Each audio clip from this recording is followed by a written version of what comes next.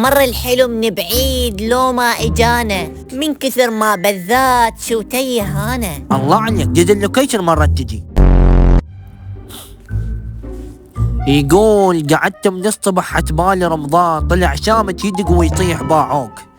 اهلا بكم في حلقة جديدة من برنامج 56 بيت شعر، وضيف الكبير قروج الشاعر. مر الحلو من بعيد لو ما اجانا، يعني شنو متيه انت هسه لو تريد ادليك؟ من كثر ما بذات شو تيهانا. الله عليك، جد اللوكيشن مرات تجي.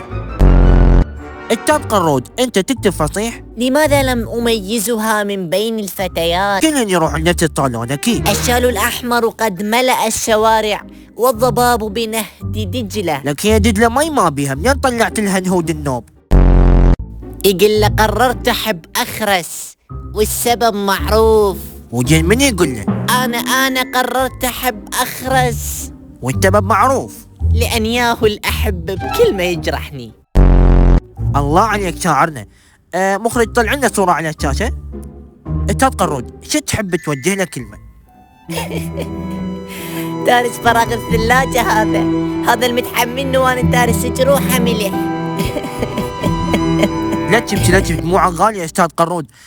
معنا صورة ثانية. هاي الصورة منين لك؟ هو شنو منين لك؟ غير انت اعطيتني اياها.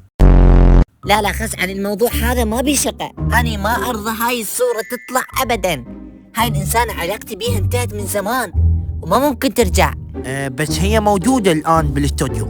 والله لعد نرجع عادي. لك وين رايح؟ أخذ البوتيتة ونروح نفرفر. والبرنامج يا معود؟ أخابرك فيما بعد. يا معود اوقف.